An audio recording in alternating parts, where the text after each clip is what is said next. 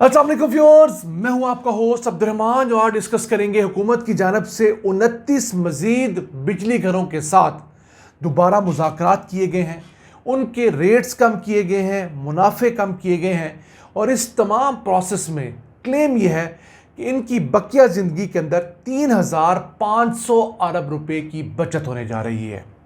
इनमें सरकारी बिजली घर भी हैं और प्राइवेट IPPs भी शामिल हैं। आज हम डिस्कस करेंगे लेटेस्ट पंजाब हुकूमत के वो दो IPPs जिन्हें पंजाब हुकूमत रीनिगोशिएट करने के लिए तैयार नहीं है। शहबाज शरीफ ने बतौर चीफ मिनिस्टर अपने आखिरी टेन्योर के अंदर 4 बिजली घर पंजाब में लगाए थे इंपोर्टेड LNG के ऊपर। मजमूई तौर पर इनसे बिजली पैदा करने की सलाहियत 4,800 मेगावाट है। उनमें से 2 पंजाब हुकूमत ने अपने वसाइल से लगाए थे, 2 उस वक्त बड़े भाईजान के हुक्म के ऊपर पंजाब में लगे थे। लेकिन पंजाब हुकूमत के अंदर जो 2 पावर प्लांट हैं, भिक्की पावर प्लांट और तरीमू पावर प्लांट, ये मजमूई तौर पर कोई 2,400 मेगावाट सलाहियत के हैं। इनको पंजाब हुकूमत रीनिगोशिएट नहीं कर रही। अगर इन दोनों को रीनिगोशिएट किया जाता है तो इन पावर प्लांट्स की बकिया ज़िंदगी तक हमें 600 अरब रुपए की बचत होगी। जो भिक्की पावर प्लांट है लाहौर के करीब लगा हुआ शेखुपुरा के हदूद में, वो 1,180 मेगावाट का है, 2018 में मुकम्मल हुआ और उसकी जो डेट ख़त्म होने की है वो 2043 की है। तो अभी भी 18 साल उसने सिस्टम में रहना है।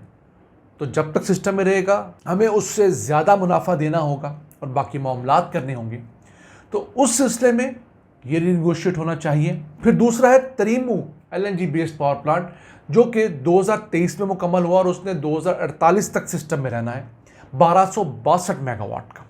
अब ये दोनों पावर प्लांट्स के लिए रीनिगोशिएशन का बार बार वफाकी हुकूमत सूबाई हुकूमत को कह रही है, क्योंकि ये हुकूमत पंजाब की पावर डिवीज़न के अंडर आता है।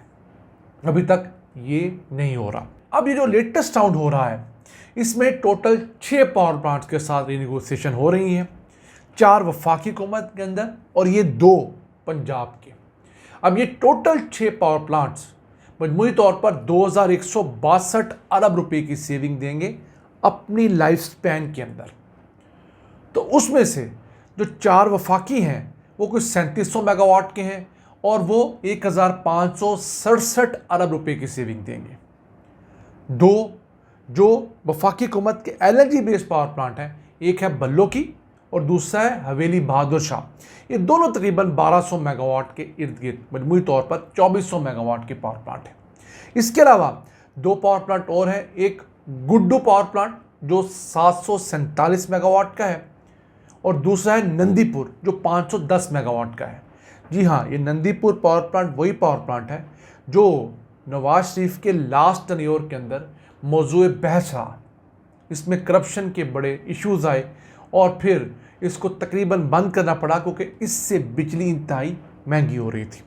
अब इन पावर प्लांट्स के साथ दोबारा मुज़ाकरात जो किए जा रहे हैं, उनमें चंद चीज़ें जो दोबारा तय हुई हैं, वो एक तो ये है कि पहले पुराने कॉन्ट्रैक्ट्स के अंदर ये लिखा हुआ था कि ये पावर प्लांट चले या ना चले, इन्हें आपने एक ख़ास अमाउंट कैपेसिटी पेमेंट की मद में, किराए की मद में अदा करनी है, जिस मॉडल को कहा जाता है टेक और पे, यानी कि आप लें या ना लें आपको पे करना है।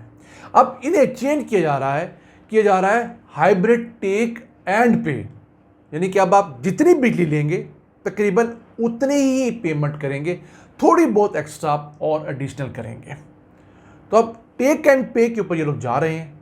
फिर दूसरा, डॉलर का आज का रेट काउंट नहीं होगा जो 280-81 रुपये है। अब जो भी इनको पेमेंट होगी वो 168 रुपये के हिसाब से होगी, यानी हमें इन्हें डॉलर्स में कम पेमेंट करनी पड़ेगी। समझ लीजिए 40% सेविंग हमें वहाँ से भी मिल जाएगी। उसके बाद पहले रुपये की डिवैल्यूएशन जितनी होती थी वो सारी की सारी इनके बेनिफिट में जाती थी। रुपया जितना डिवैल्यू होता था उसके तमाम मामला। लेकिन अब क्या हुआ है, रुपये की डिवैल्यूएशन में से 70% इनको बेनिफिट जाएगा, 30% का इनको बेनिफिट नहीं जाएगा।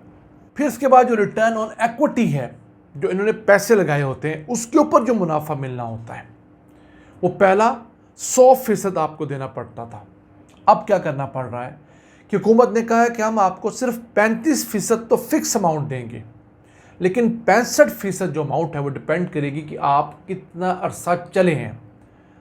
और ये तमाम वो मोटे मोटे चंद चीज़ा नकात है जिनके ऊपर रीनिगोसिएशन हो रही है।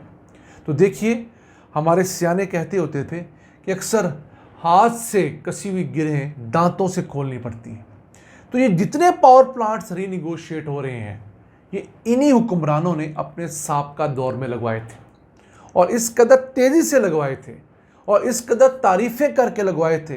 अखबारात के अंदर फ्रंट पेज के आधे आधे इश्तिहारात जो कि लाखों नहीं मिलियंस ऑफ रुपीज़ के थे, वो दे के लगवाए थे। इनकी बहुत अफादियत बताई थी। आज वो हमारे लिए दर्द सर बने हुए हैं और यही हुक्मरान उन्हीं कंपनीज के साथ रीनिगोशिएट कर रहे हैं। लेकिन इस दौरान जो अवाम का नुकसान हुआ उसका कोई पुरसाने हाल नहीं है। जो अवाम महंगे बिल दे दे के थक गए हैं, इन महंगे पावर प्लांट्स की वजह से जो हमारी इंडस्ट्री बंद हुई उसका कोई पूछने वाला नहीं। जो लोग बेरोज़गार हुए या जिन्हें सिरे से रोज़गार मिला ही नहीं, क्योंकि फैक्ट्री जिसने 3 शिफ्टों में चलना था वो मुश्किल 1 या 2 शिफ्टों तक जाके रुकती रही। तो ये वो तमाम इश्यूज़ हैं जिन्हें हम सही तो कर रहे हैं, लेकिन कितने सालों बाद कोई पावर प्लांट अपनी लाइफ पूरी कर चुका है। किसी के 5 साल रहते हैं, किसी के 10 साल रहते हैं, किसी के 18 साल रहते हैं, किसी के 23 साल रहते हैं। तो ये वो जुल्म है पाकिस्तान के अंदर होने वाला। प्राइवेट सेक्टर के पावर प्लांट्स, इवन सरकारी सेक्टर के पावर प्लांट्स जो कि तेल पर, गैस पर चलते हैं, उन्होंने इस मुल्क के अंदर जो सालाना कैपेसिटी पेमेंट की अमाउंट है वो 2500 अरब रुपए तक पहुंचा दी है। अब ये 2500 अरब रुपए हमारी रियासत ने इन पावर प्लांट्स को हर हाल में देने ही दे रहे हैं। तो अब ये रकम हुकूमत के गले आई है, तो इस हुकूमत को भी याद आया कि हमने रीनिगोशिएट करना है। इससे पहले इमरान खान दौर में भी कुछ 30 के करीब पावर प्लांट्स के साथ रीनिगोशिएट किया गया था, और उस वक्त हुकूमत का क्लेम था कि 800 अरब रुपए की सेविंग होगी। इस हुकूमत का क्लेम यह है कि हमें 3500 अरब रुपए की सेविंग होगी सिर्फ 29 इन पावर प्लांट्स के साथ। अभी मज़ीद के साथ रीनिगोशिएट होना है। देखते हैं ये ऊँट किस करवट बैठता है और असल में अवाम को कितना रिलीफ मिलता है। याद रहे, प्राइम मिनिस्टर ने जो 7.5 रुपये का रिलीफ अनाउंस किया था पब्लिक के लिए, वो अभी तक अवाम को पर यूनिट नहीं मिला। और ये था आज का एपिसोड। हमें उम्मीद है आपको पसंद आया होगा। अपनी सजेशन, अपनी आराज़ से हमें आगाह रखा करें। अपने मेज़बान अब्दुर्रहमान को इजाज़त दीजिए। अल्लाह ने के बाद।